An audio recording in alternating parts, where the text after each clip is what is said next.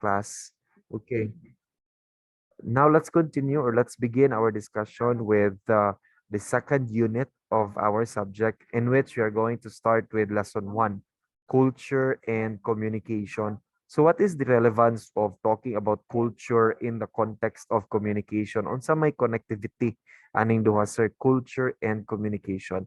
Well, it's very, very simple actually. No, culture and communication go together because with the use of communication, we are able to present the culture that we have or we belong to. So for this particular lesson, we are going to define intercultural communication and show sensitivity to one's background.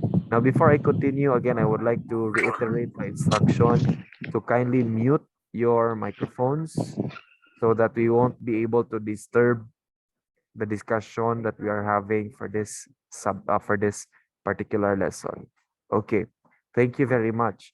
Now, in continuation, here's a very essential question that I'd like to start off. Class, why do you think knowledge of one's culture is important in effective communication? Unsaon daw paghatag og importansya sa imuhang kahibaluan sa kultura sa usa ka individual para mamahimong epektibo ang communication? Take note that it is very essential that we understand a particular culture of an individual in order for us to establish effective communication, because without understanding the individual, we are not able to communicate well. Sama ra gud nang moingon ka nga sir nasabtan man gud nako siya. Mao na nga inani ako ang pagtagad sa iyaha.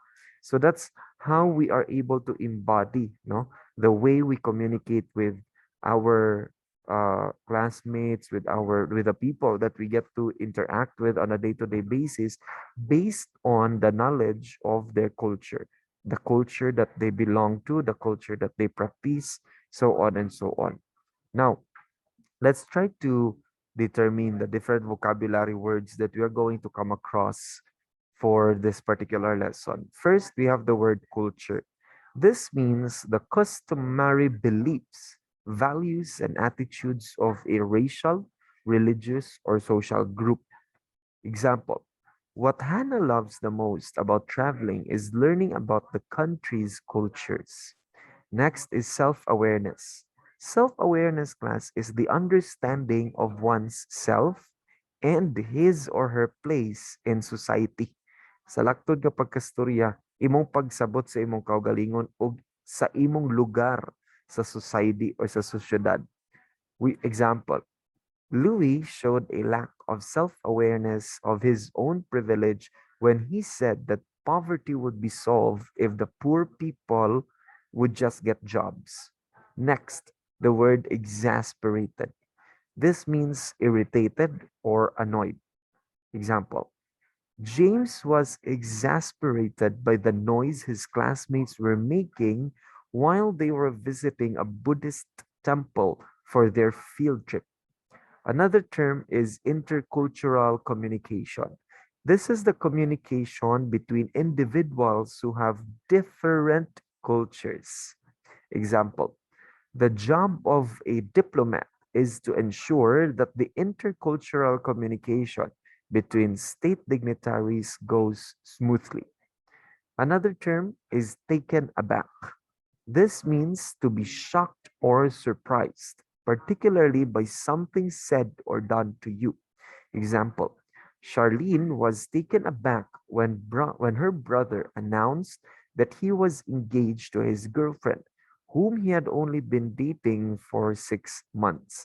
So again, these are the different words that we are going to be coming across in this particular discussion. So it is best note to take down or to write down, know what are the key words that you can remember when we talk about these different words.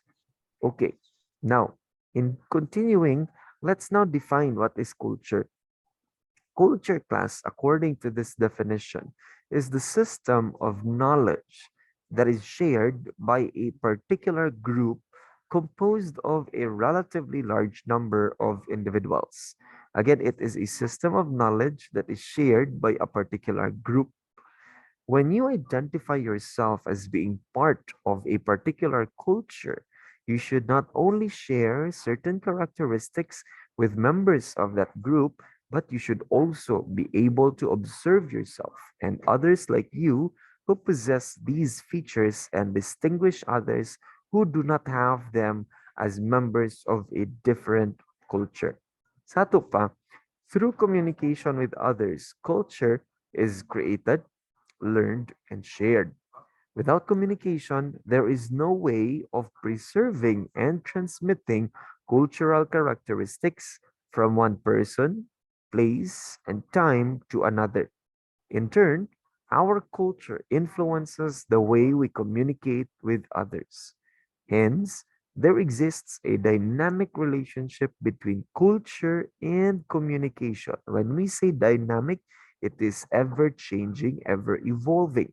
This is now known as intercultural communication or the communication between two individuals with different culture. Okay.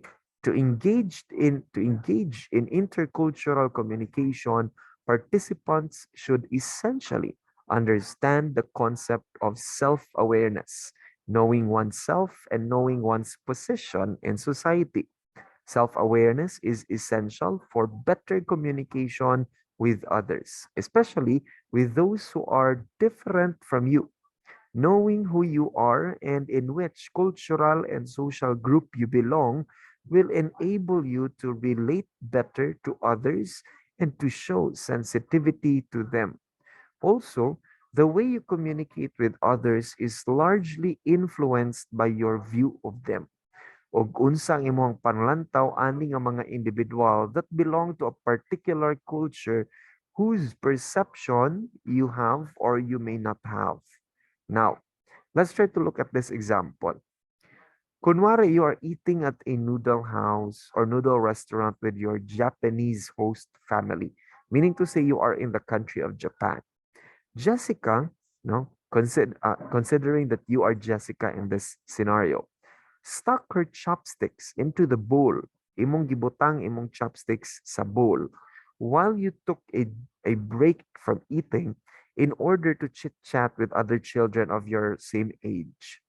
She noticed that the children looked uncomfortable while the adults looked displeased.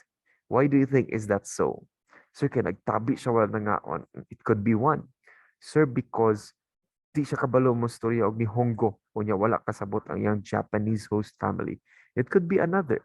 But given the scenario in the example, it is largely no because of the way she stuck her chopsticks into the bowl while they were having their meal.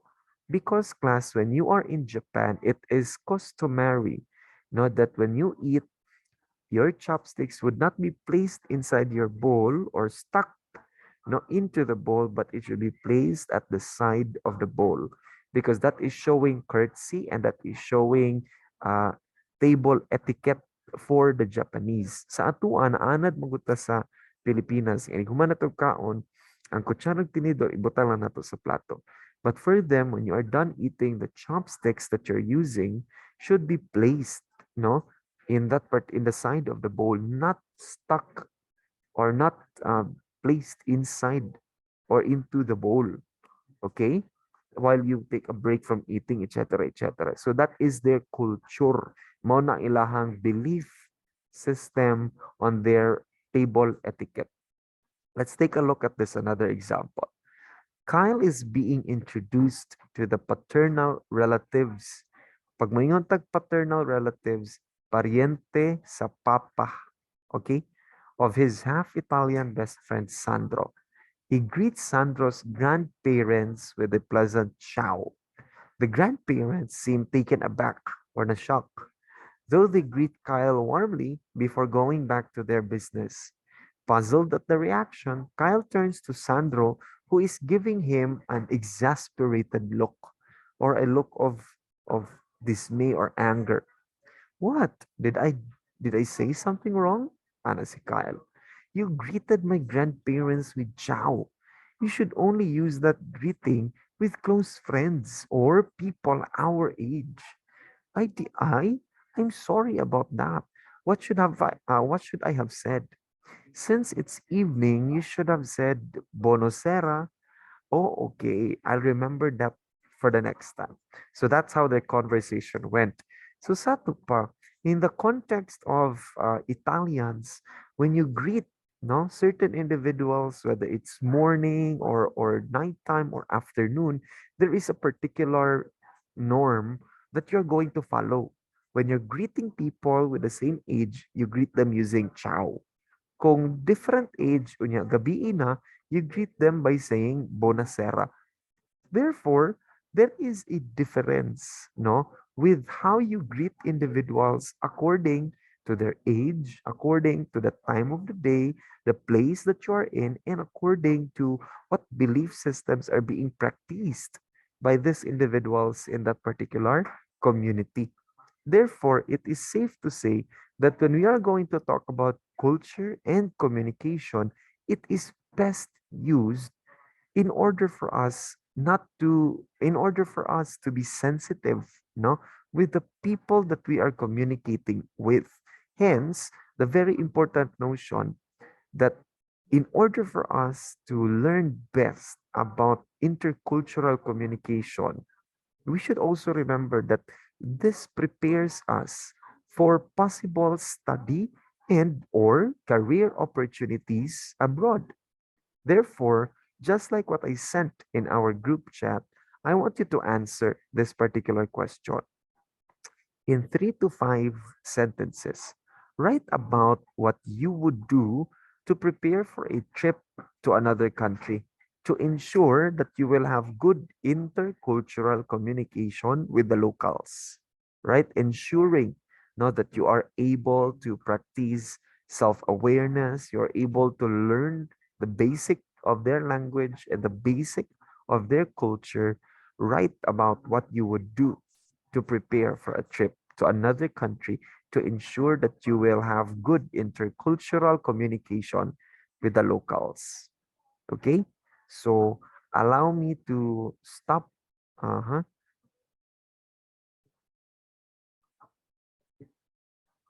Allow me now to uh, that it is still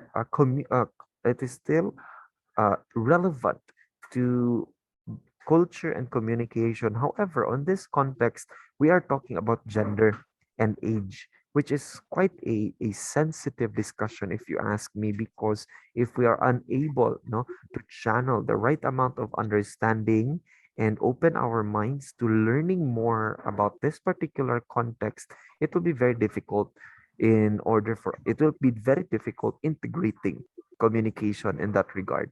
So for this particular lesson, we are going to show sensitivity to one's gender and age, recognize how gender and age affect communication, and differentiate communication styles according to gender and age.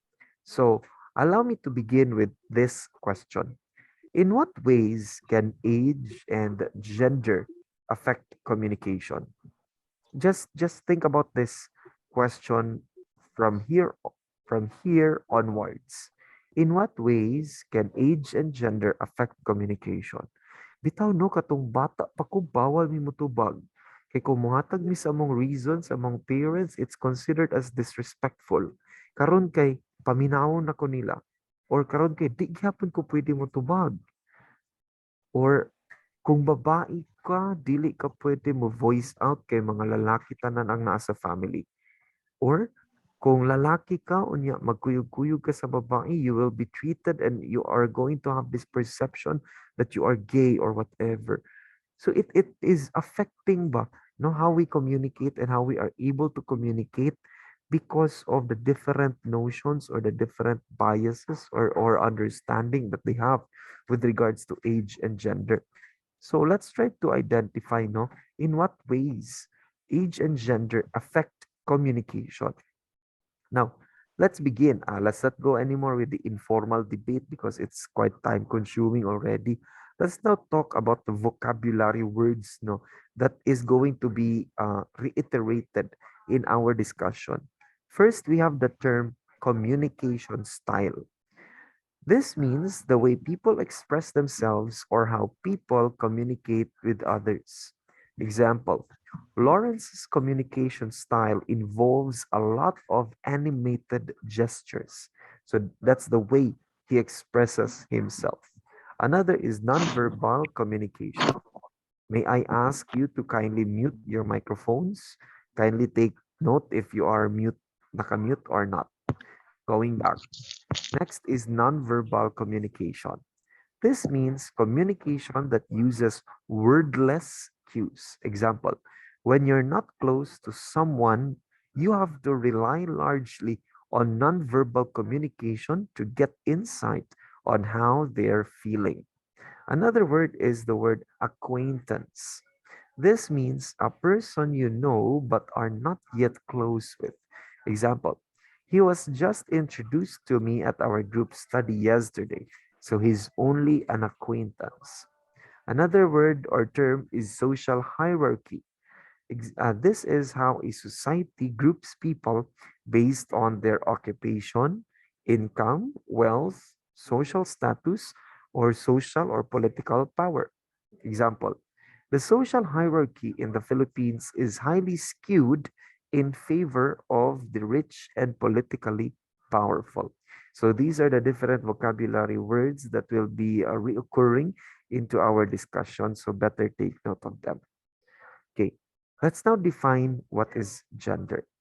Gender in general is men and women differ in terms of their communication style. In men-only conversations, some tend to dominate the conversation and they seldom talk about their private lives. Take note, seldom talk about their private lives.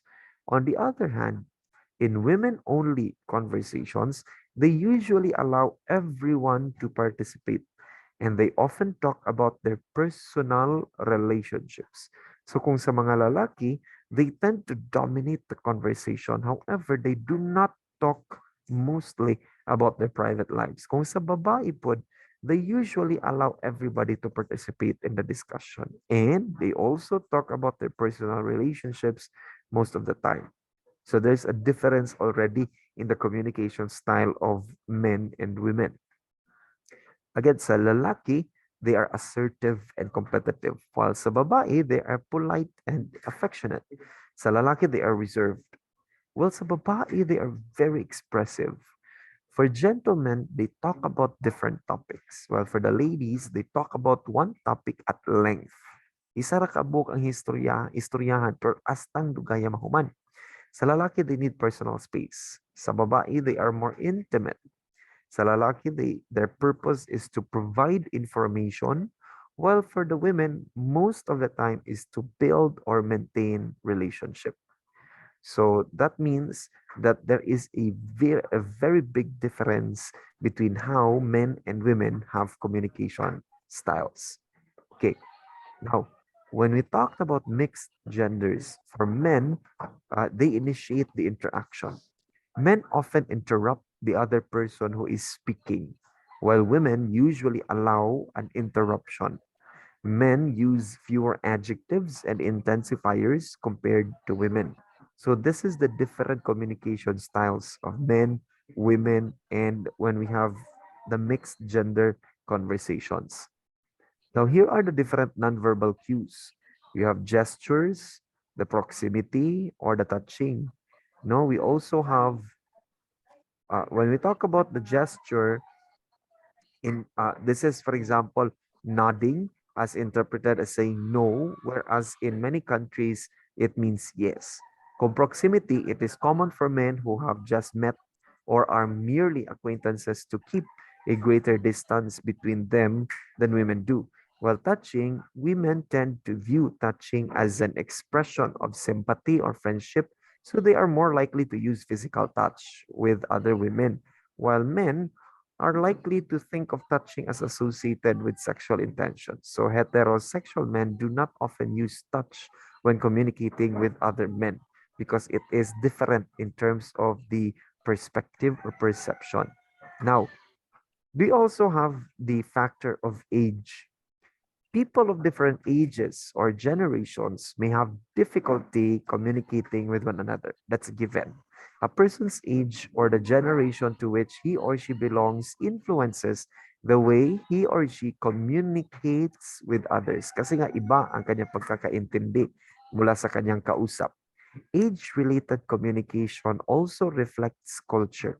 In the Filipino culture, for example, pagmamano and Filipino expressions such as po and opo are taught to children at an early age as a sign of politeness and respect to the elders. In Turkish culture, kissing the right hand is a common way of greeting the elders. So there's a difference. In this example, the context of Filipino and Turkish cultures are being considered. Sa tua, again, may I ask to please mute your microphone.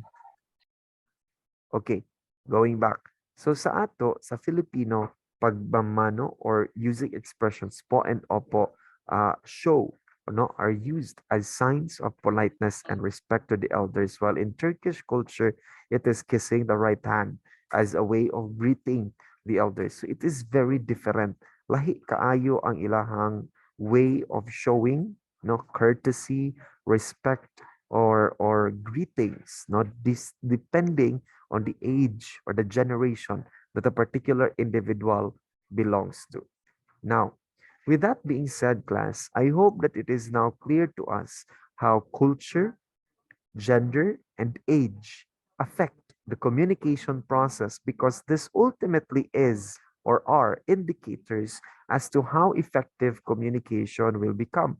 In order for us to establish effective communication, it is very important that we have the basic fundamentals of how we can how we can establish the communication necessary to the cultural, to the gender, and to the age difference of the person that you are communicating with. Now, with this particular exercise, I want everybody to realize that learning about the effect of gender and age in communication helps us to forge better relationships with our own family and peers. Now, what I want you to do as a second task is to answer the question, how learning about the effect of gender and age on communication help you form better relationships with your family and peers. Still, I want you to write your answers in your notebook, and I want you to utilize the time given to answer this particular question. So take note of this question and make sure that you have with you in your notebooks the answers. This is more on self-reflection and sharing compared to a typical quiz that we normally do. Okay, so with that, I would like to so with that being said, I would like to again reiterate how important